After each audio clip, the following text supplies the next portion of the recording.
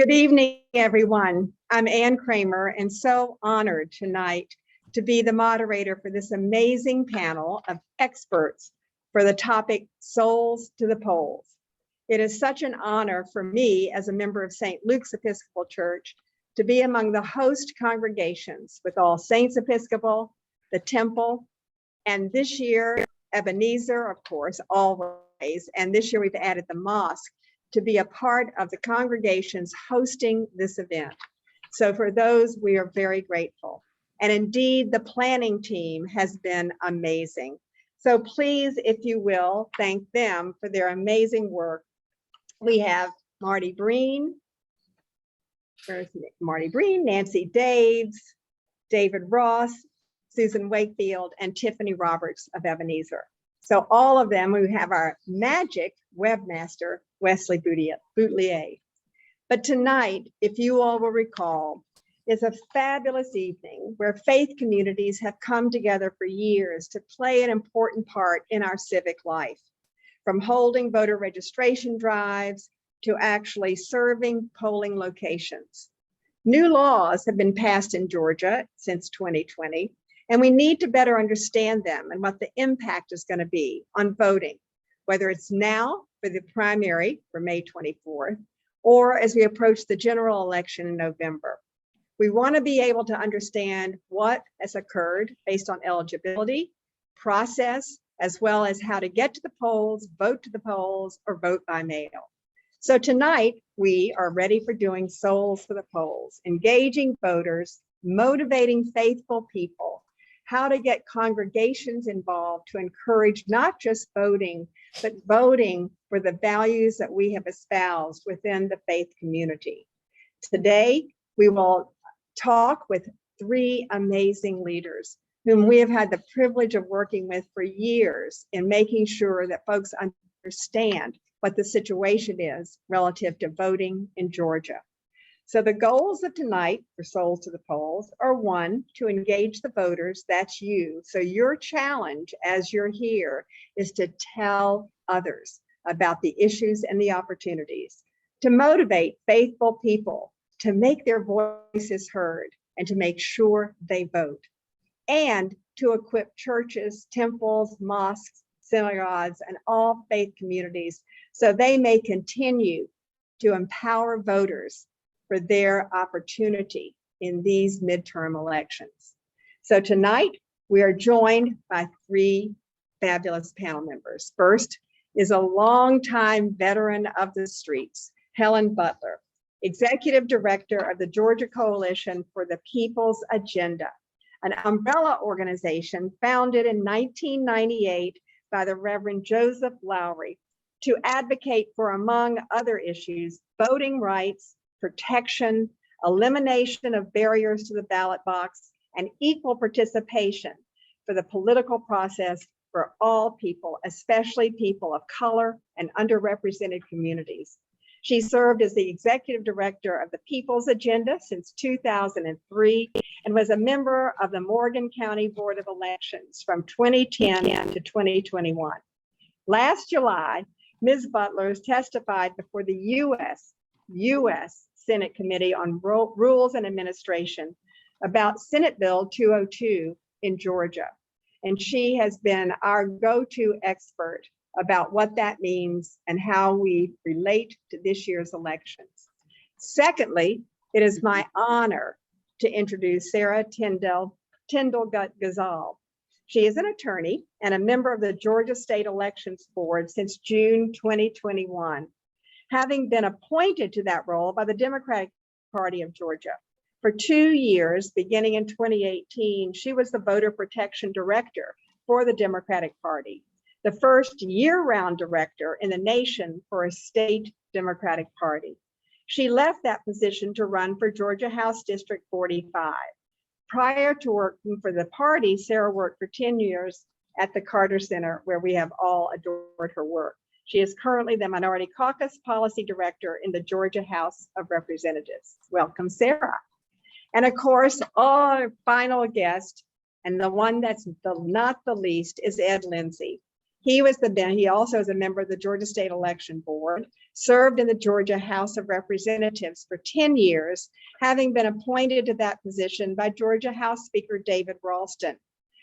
He's an Atlanta attorney with the firm Denton's in downtown Atlanta, and he served as a Georgia House of Representatives for 10 years and for 3 terms as House Majority Whip. He's a partner in the Denton's law firm with public policy practice and serves as the head of the firm's Georgia State Government Affairs team. He's also a member of All Saints, one of the host congregations. So tonight, we're going to sort of divide this into parts. First, we want each of our panel members to tell us what they're going to tell us. What's the takeaway ultimately? Then we're going to break it down. What are the new election laws and the impact? Then, looking at what we're talking about in terms of the May primary and where we are literally today in day 2 of the May primary early voting opportunity. Can I help? What action can I take? So then the third piece is they're going to say, this is what we told you. So they're going to tell us what they want us to know, tell us, and then tell us what they told us. So we're going to begin, and Miss Helen, I'm going to start with you. As we look at the new election laws in Georgia, tell us what are the key changes, what has happened with SB 202, and what were they passed in this year's General Assembly that will have an effect or impact on our voting starting today or yesterday. Helen's on. You're unmute, please. There we go. Thank you, Ann. I am so happy to be here with everyone tonight, especially the other distinguished panelists who probably know more about this than me. But I'll start with SB 202 really put some extra steps in the voting process that I'm saying to everyone, you can overcome those barriers. Just show up to vote. And the first thing we have to do is be ready to vote. So what does be ready to vote means? Know information about the changes to the redistricting process. That means that your representatives may have changed from all the other years, 10 years that you had the census, changed that, in the redistricting process, changed that. So know who your representatives are. So everyone has to be ready to vote. And my voter page is your best friend. mvp.sos.ga.gov is the best page for you. Its look has also changed. So that's going to be a new step for you as well. Used to be MVP had all of the information housed on one page. It is now housed on a page, but that page has different tabs that you need to navigate to find the information, what you need to do. So we're going to talk about my voter page. We're going to talk about the new rules for absentee voting. We're going to talk about out of precinct voting. We're going to talk about those changes that you have to navigate in terms of helping someone cast their absentee ballot application. So we're going to make sure you know what it looks like. My voter page is your takeaway, right? Is that you want my voter page is my takeaway. Perfect. And so I'm going to go to Ed. What's your takeaway? And then a little bit more about, we're going to. Well, thank you very much for having me here tonight. My major takeaway is for us, and I appreciate Helen's takeaway because she focused on figuring for every voter, helping every voter overcome whatever requirements that exist so that their vote counts, and that's the key that we need to do here, is to focus on what it's going to take for every voter to vote, and to because some of the rules did change, as Helen pointed out, and quite frankly, a lot of us are in different districts. I am going to be this year in a different congressional district. I'm in a different House district, and I'm a different state Senate district. I think a lot of us are going to need to be getting educated on our more local representatives and from congressional on down. So we need to be focused on that. I am encouraged by folks' interest in the election.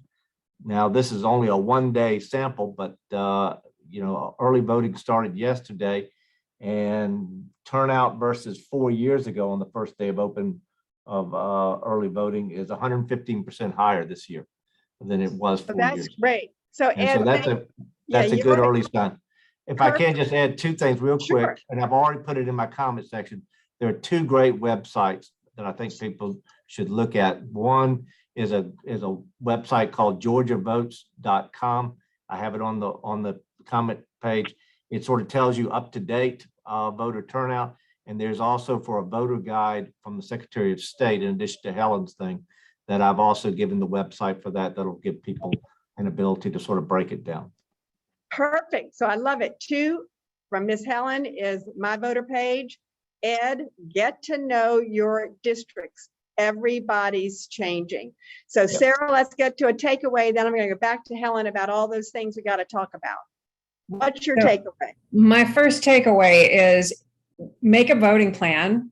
And if you can vote early in person, that is absolutely the hands down, the easiest, best way to cast your ballot. So for the next 3 weeks, we now have 2 mandatory Saturdays. And a lot of counties are also offering Sunday vote. Mine is not, sadly, it's Cobb County. But again, if you check on my voter page, you'll see the early voting locations, early voting times, and cast a ballot in person early. We will go through, before the night is over, the changes that have been made for both election day voting and for absentee voting, because those changes are significant and they impact voters. They are you can absolutely still use those options if it is better for you, but you need to understand what those changes are, and we'll go through that. But that's why the one area that really hasn't changed is early in-person voting, and that is the single most important thing you can take away. So I love it. My voter page, know your districts, and vote early. And there is that information that's available. As you just heard, we've got folks, Suzanne Wakefield and David Ross, as well as Ed Lindsay and Helen and Sarah, are putting resources, websites, etc. in the chat, as well as we'd like for you to put questions, concerns, comments, sources, and resources. And Marty Breen will be collecting those questions so that we have time for Q's and A's. Okay, Helen, after those great 3 takeaways, actually it was a wonderful array, talk a little bit more about those changes that have occurred based on SB 202 and this year's General Assembly. Okay, well, basically, as I said, the absentee balloting process has changed dramatically, requiring a photo ID if you don't have a Georgia driver's license or a Georgia ID that you have to include. You have to now print your application, sign it, and then mail it back in, or know how to upload it and scan it and email it in. There's a deadline for applying for the absentee ballot application has been truncated to 11 days before the election. So May the 13th is the last day that you can request an absentee ballot. Who can assist? That has changed as well. So we want to make sure we know those rules, because a lot of us have disabled or illiterate people that you're allowed to assist with, but any other person has to be an immediate family member or caregiver or someone living in the home. So those are some of the major changes, and we'll talk about others, but that is a start for some of the changes in SB 202. So if you're a caregiver, you really have to be careful. Thank you. Any question, any things that you'd like to add, Sarah, before we go to Ed, on what the bill and this year's General Assembly made as a difference? Well, luckily, the only changes made in this year's General Assembly, because they ran out of time, really aren't directly voter facing. But I will say, for the absentee ballot itself, it's not just the application process, but the ballot itself. While they introduced drop boxes last year, it's not last year. It feels like last year. In 2020, those have been severely restricted. They pulled them way back. So they're only available in a handful of locations in each county. They are inside early voting locations and only open during early voting hours. So we no longer have 24-hour access to drop boxes. However, the option of returning it in person to your registrar's office is still available, will always be available, and that is available until 7 p.m. on election day. So you can, if you don't have time to mail it back, you've got until then. And also, the ballot envelope looks different. This is the outside of the ballot envelope. Mm-hmm. And unless you have somebody who's assisting you to vote, you do not sign it here. You don't do anything on the outside of this envelope if you're the voter, unless you've had assistance. Everything that the voter needs to fill out is here. And you need to read it very carefully, because you have to put your signature in there. You also have to put your voter ID number, which is your driver's license number, or a state issued, not the county issued, the state issued voter ID number here. If you don't have either of those, you can now use the last 4 digits of your social security number. And you also have to put your date of birth.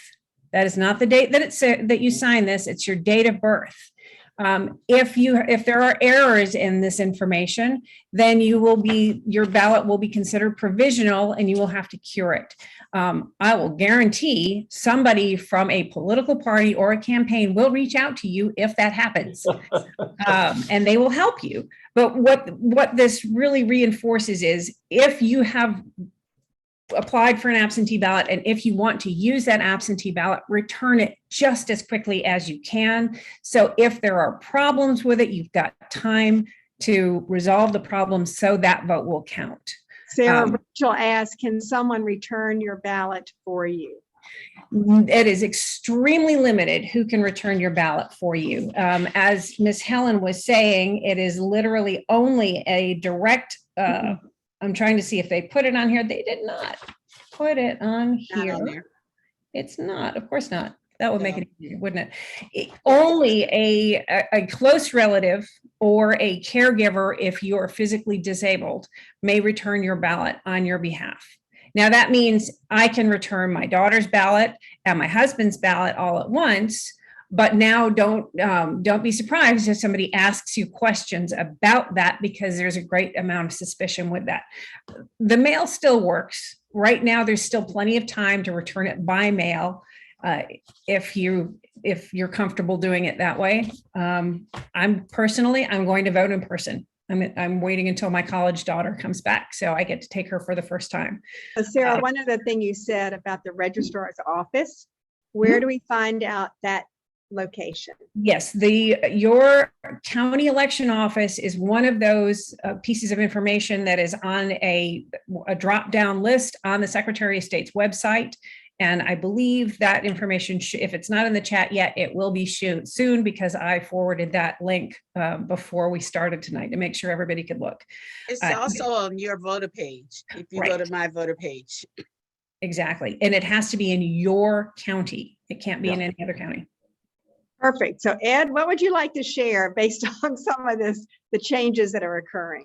Well, to sort of pick up on Sarah's comment, if you are, 10 days out or more, the easiest place, and you're voting by absentee, probably the easiest place to cast your ballot is in your mailbox. Now, I must admit, if you start getting within a closer number of days, that gets to be more problematic, because your ballot has to be in with the local election board by 7 p.m. on the election. But if you request an absentee ballot early, the easiest thing to do is to simply put it in the mailbox, but don't do that. I personally get a little bit concerned if we get within certainly 2 weeks or 10 days or something like that, then start looking for other alternatives. And, my takeaway is the same as Sarah's, which is vote early. Georgia has one of the best laws in the country still when it comes to making it easy for people to vote early.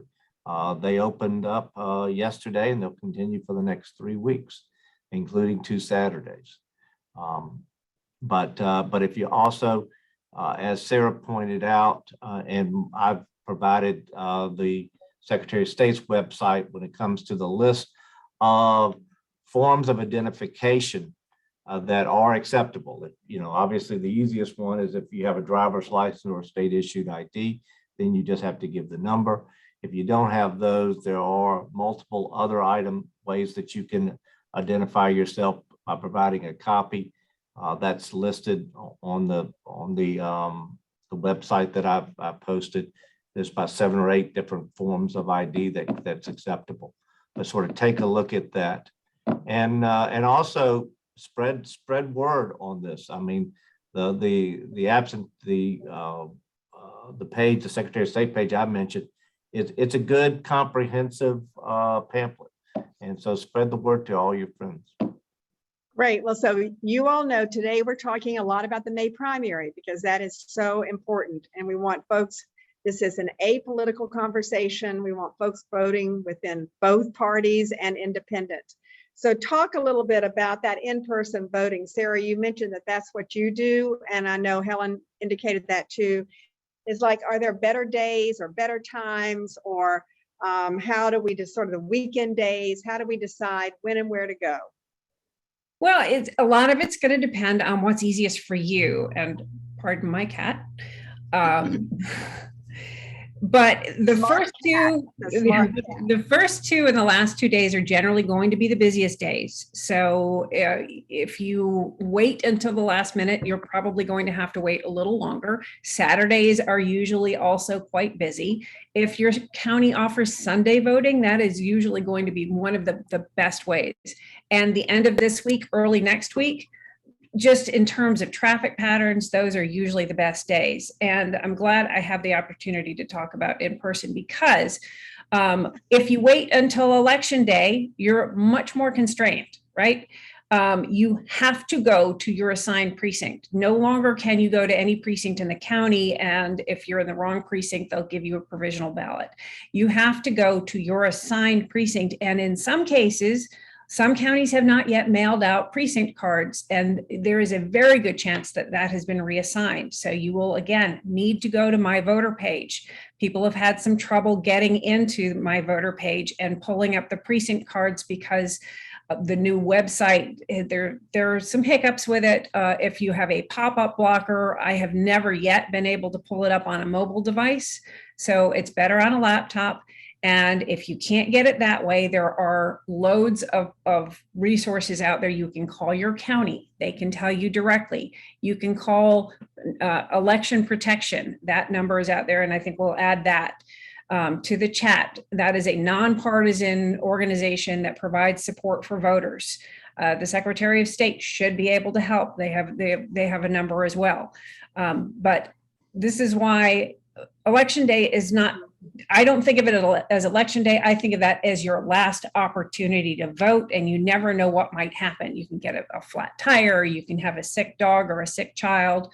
I don't like to wait. That it makes me very nervous to wait until Election Day. So, and one last thing, and I know I'm probably going over my time. Some of you probably have read about some issues with updating voter registration. DDS changed from an opt-out to an opt-in. So some people are going to find that they thought they updated registration, but it didn't actually take. If you are still registered to vote, if you have moved, but you're still registered in your county of residence, you still have the right to cast your ballot in that county. But what you must do is when you go in, you have to provide your updated residence on the forms, because and that will serve to update your registration as well. but you need to give them your new information because you have an obligation to update your voter registration within 30 days. But your vote will still count. You just have to give them your updated address. Great. So- Oh, Sarah, thank you. That is so, because that has been a wild card out there. So Helen, you told us that look at my voter page, and Sarah just sort of intimated that there have been challenges on my voter page.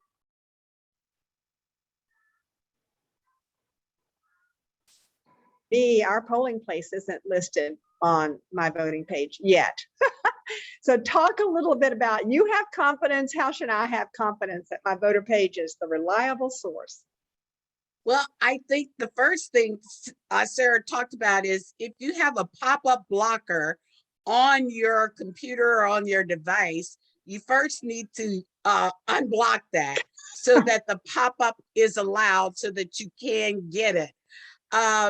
I have had a problem also with not my information, all of my voting information is there. My problem has been with viewing a sample ballot. I tried to get the sample ballot for my niece and nephews who live in Alpharetta, and their ballot, sample ballot doesn't come up. But it's supposed to be because of pop-up blocker, but they were having a glitch yesterday, I understand. I've been in contact with the Secretary of State's office, with their technical person for the website, and they're trying to resolve those issues. But basically, my voting information is there. The problem I've had is viewing my sample ballot. And if the ballots are longer than 4 pages or 2 pages, there are different tabs to view it. So you may need to print it in a PDF format to really read that sample ballot. And that's one thing I want to say is another nugget that we need to do. Get your sample ballot, mark it, and take it with you to the polling location to speed up that process. You're allowed to take your sample ballot marked so you will know and won't miss any of the races or the questions that are on that ballot, so you can make sure that you get that information. So my voter page works. If you have the problem viewing the sample ballot, call your local board of elections office. They may be able to resolve it, but if all else fails, call the Secretary of State's office for their technical support to make sure you get it corrected. Thank you. And if I could add something real quick, I've just done my voter page. And I have on my my second screen a sample ballot. So the little website that was shown by the rabbi.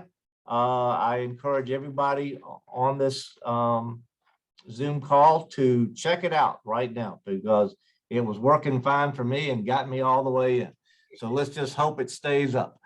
So It's working for some people, but I know that's my point. it didn't work for me.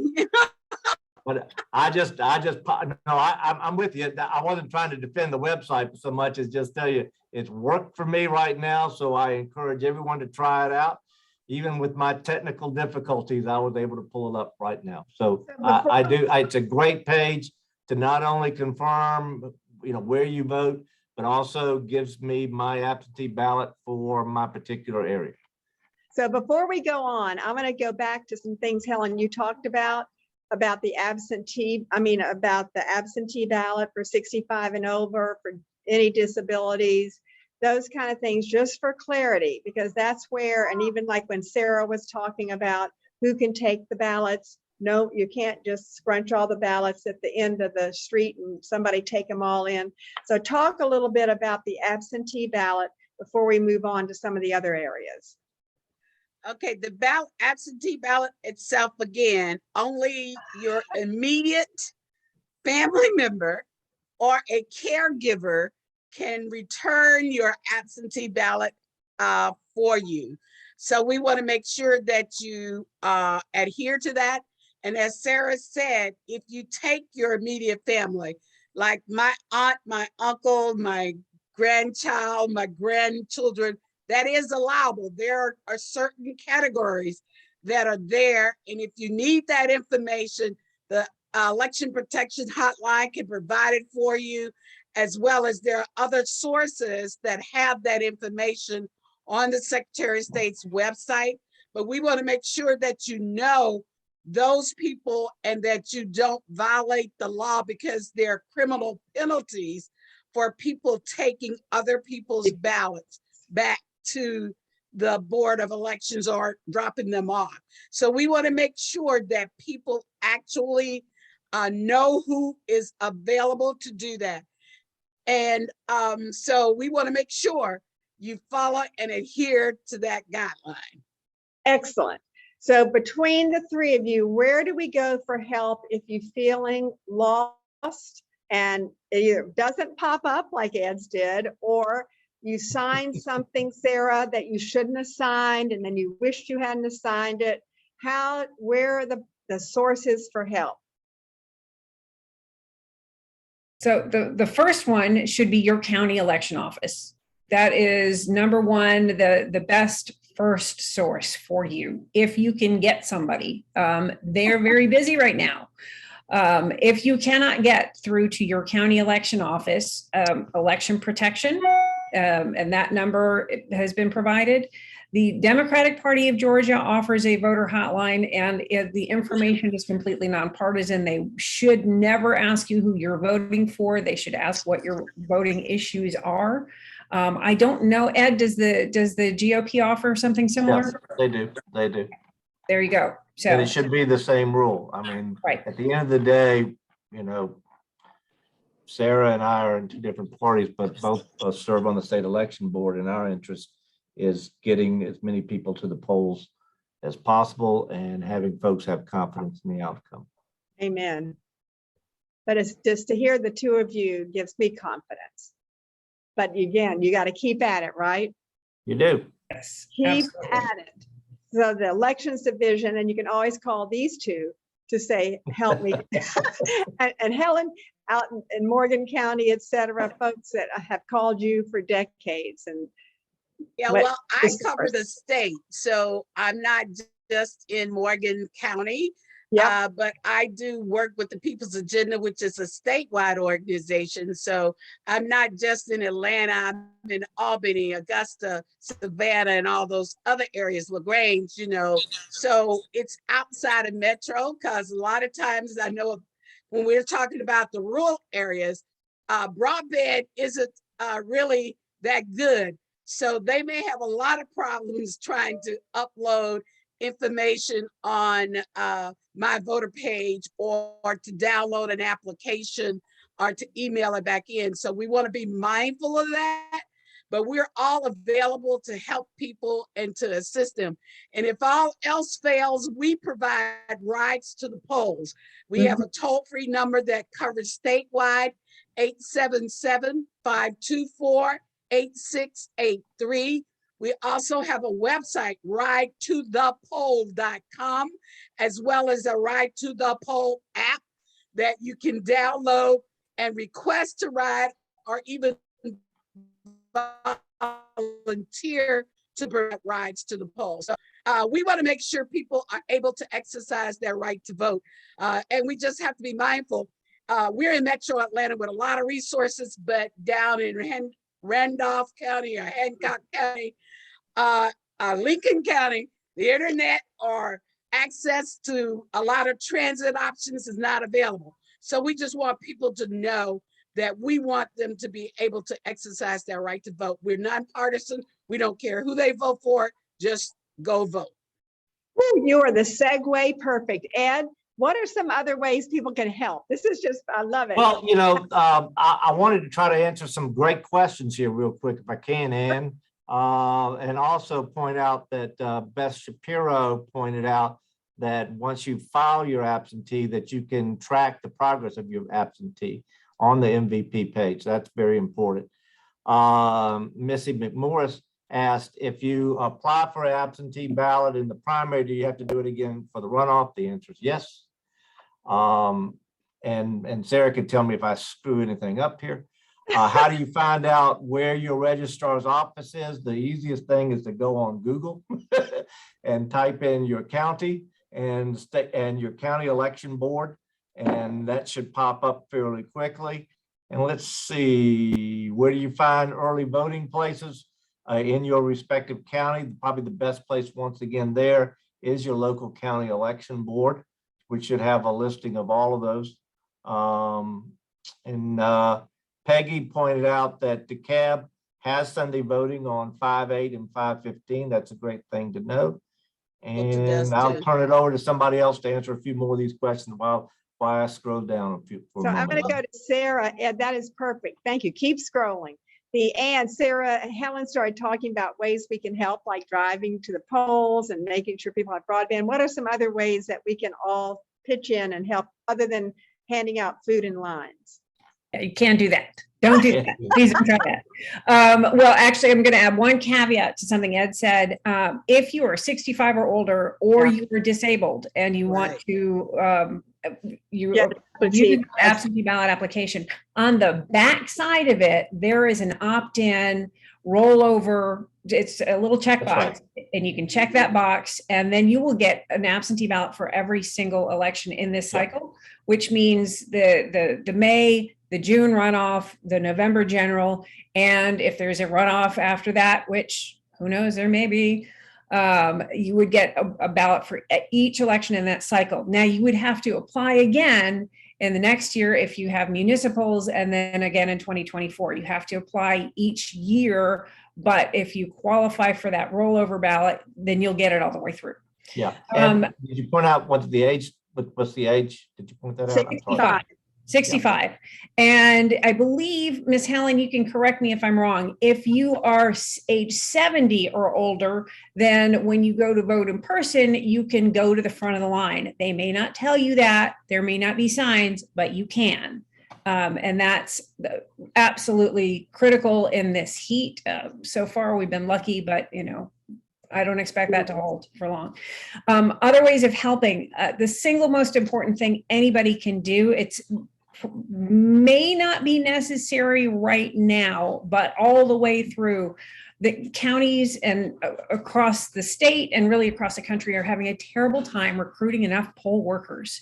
If you have the time and the willingness to be available for a good 15-hour day, that's the single most important step anybody can take to support their community and to do their civic duty. Sign up to be a poll worker. You'll be trained. It is a paid position, not very much, but still absolutely critical to support democracy writ large.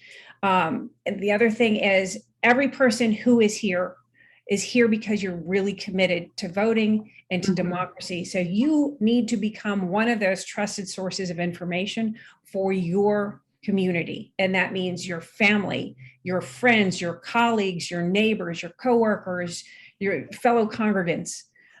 So make sure that people have the tools that we are providing tonight, the websites, the data, the information. This is how to make sure everyone can overcome whatever challenges they have.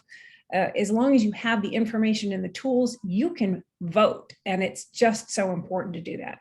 So I think, Sarah, as you were talking about, every person here has come because we are souls to the polls.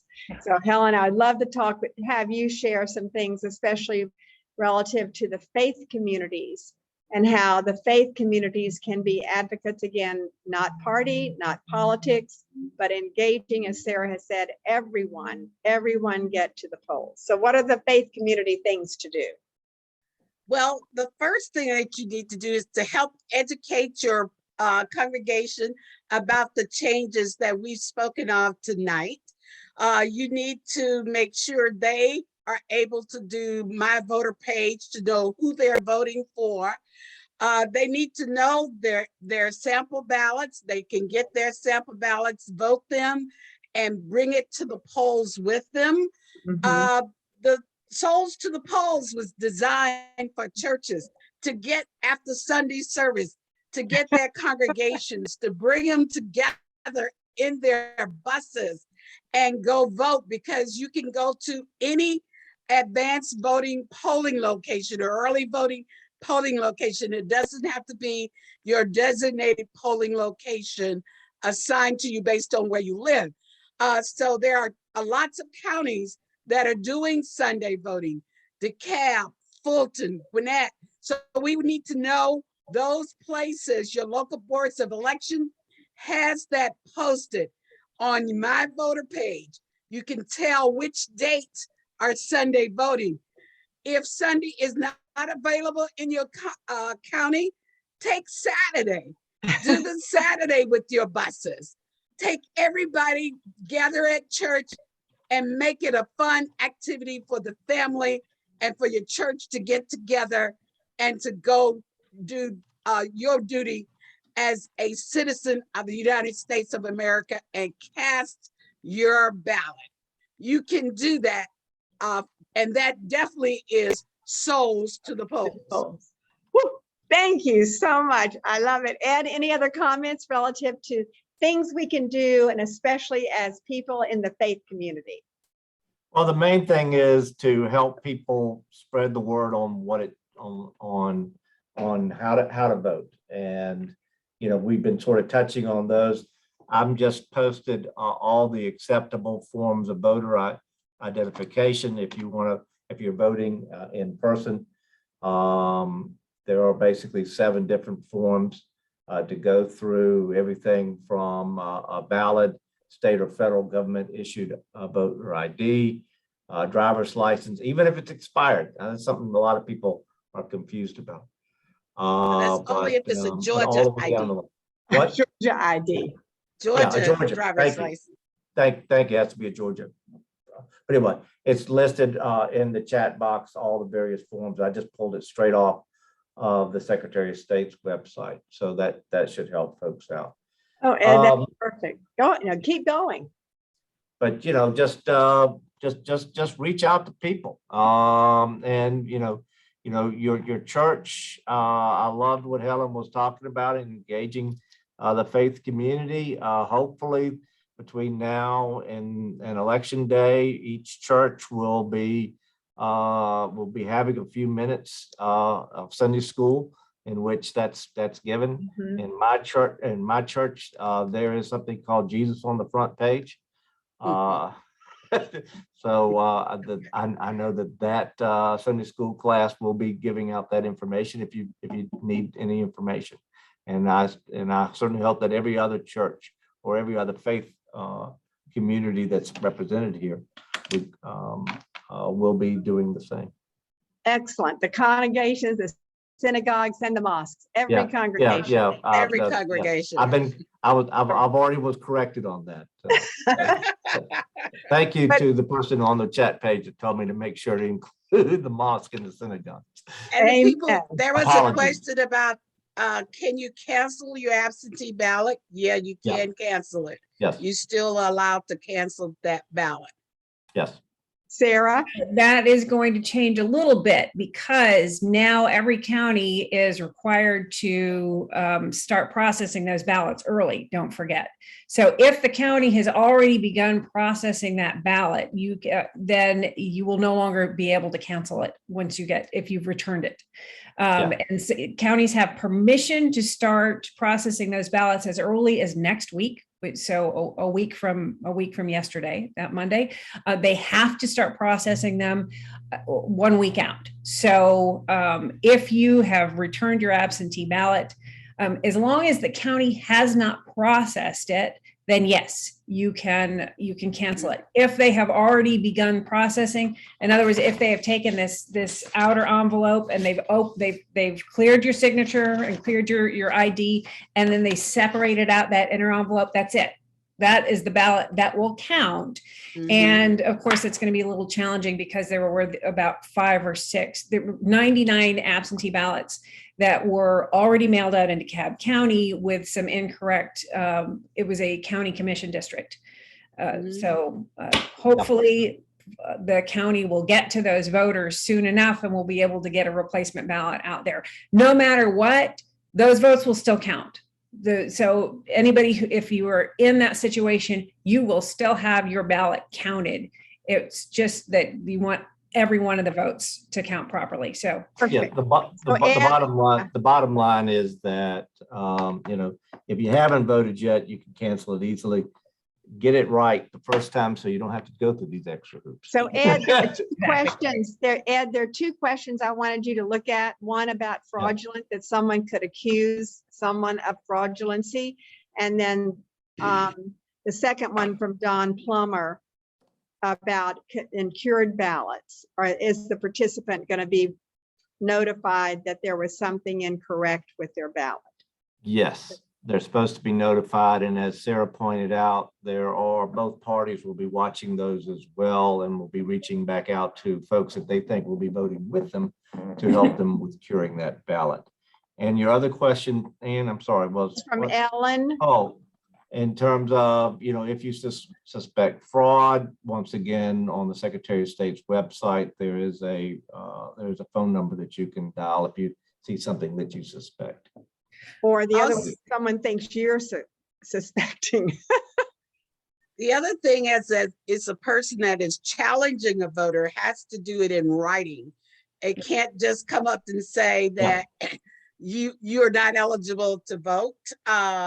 If someone comes to you, ignore them and keep going, because any challenge to a voter has to be done in writing. Your local board of election will send you a notification that your ballot or that your vote has been challenged. You'll be given a hearing. We want you to respond to that. If you don't know the process, call our hotline, 866-OUR-VOTE, the election protection hotline, to make sure people will be there to help you with those kinds of issues. But again, it has to be in writing. You have to be given a notification of a hearing date, and you have to respond to that hearing. So just because Ed says I'm not eligible, that is not, he has to also provide proof, by the way, that I'm not eligible. There is on the website that I was mentioning, they do have the file a complaint. They have a form that you can fill out. But Helen, I think you're eligible. Well, thank you, Ed. Marty, are there some questions? One other question that's come up that I don't think has been addressed is, it says on the absentee ballots that you have to provide the correct amount of postage. Is 1 or 2 stamps going to be required on most absentee ballots? Do you guys know? Yes, Sarah.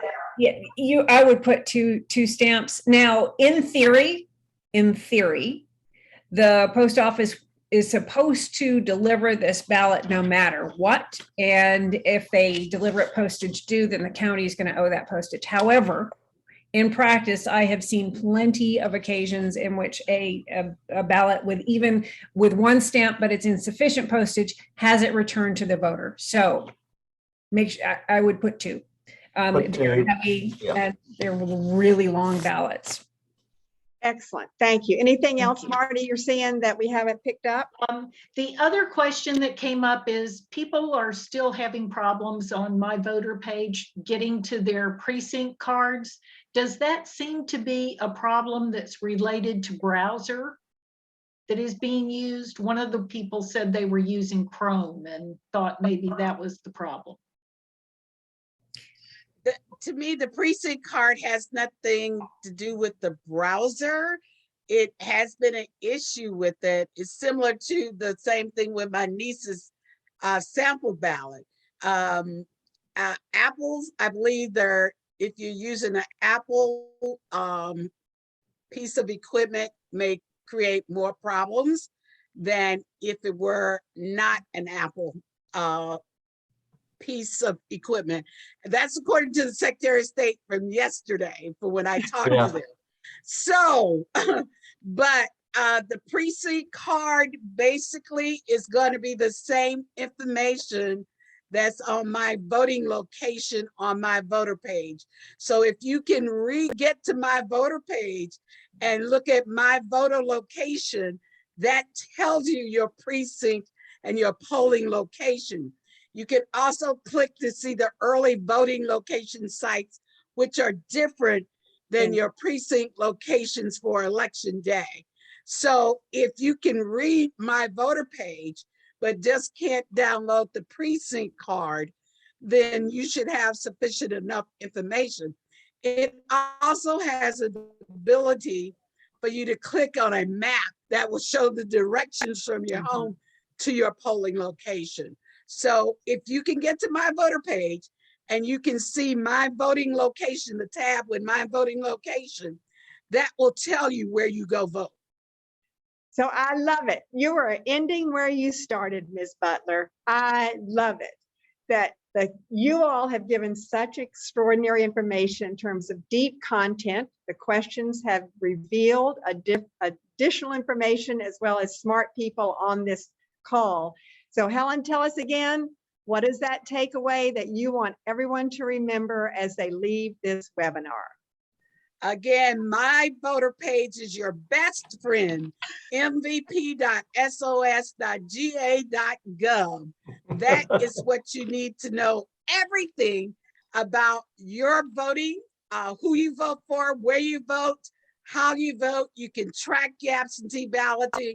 It tracks your voting history. So you can see everything on my voter page and get an absentee ballot. Great, thank you. So Ed, you were chuckling. What's your final takeaway? And I'm looking at. I'm just checking out everything on the Secretary of State's webpage to see how well it's working. I will say this: if you're having trouble getting the precinct card, just ask him to email it to you, because that's also something else you can click on to get it. Let's all exert a little bit of effort and show a little bit of patience for our friends who are a little bit confused by what's going on. The key thing, once again, whether you look, get Helen to help you out, or get or me and Sarah to help you out.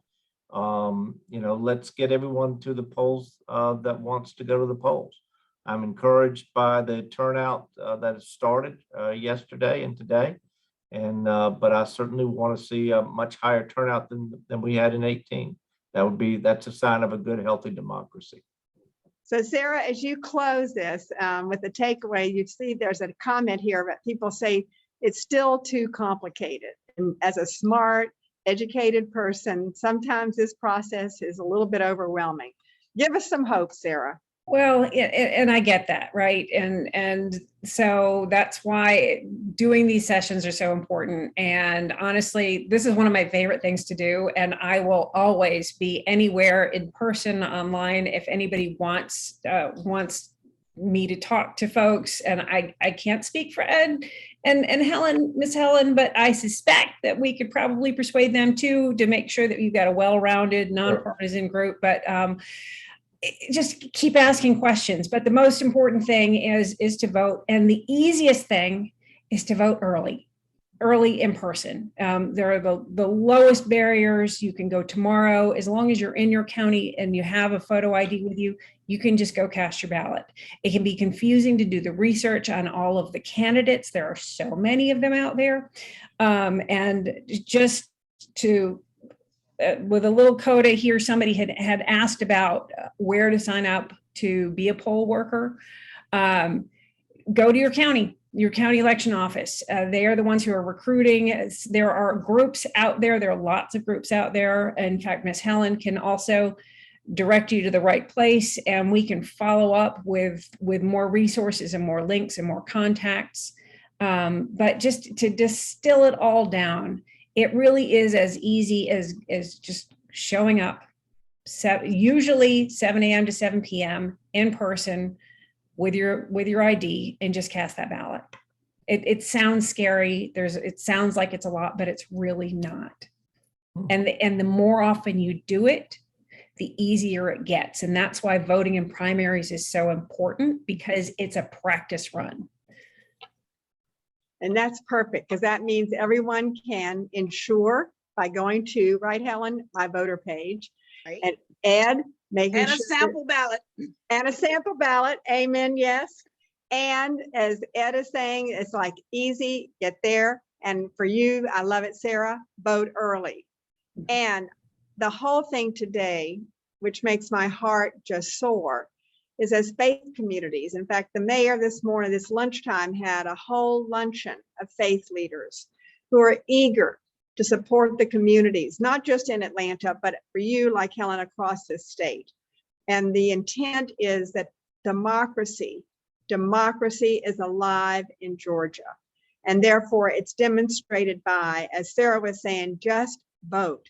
Everyone. If we had 100% going to the polls, what a gift that would be, that everyone would show up and vote, informed, in groups, and always being a part of the process.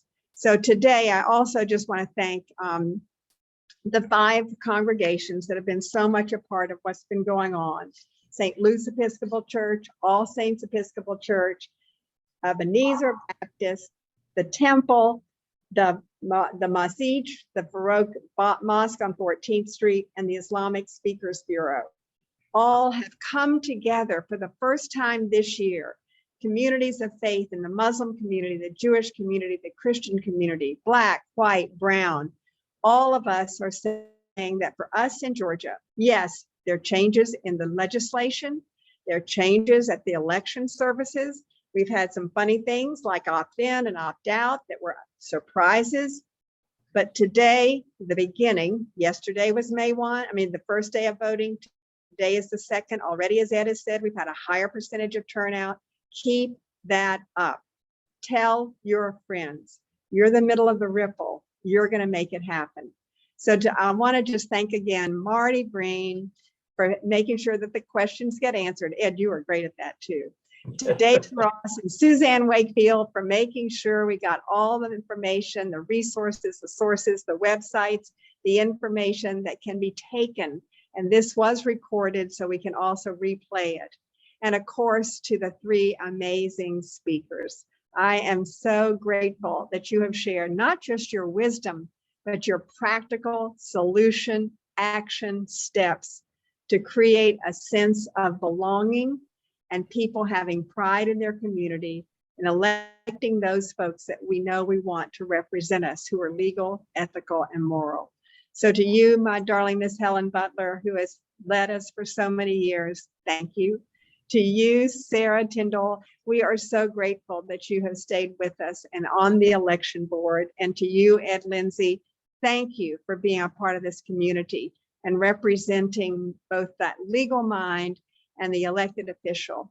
So to all of you, we'll be back in November and before to get ready for the general. But as we've said today, May 24th is your last opportunity to vote in the May primary, using all of these days prior to get in your vote to ensure you're counted.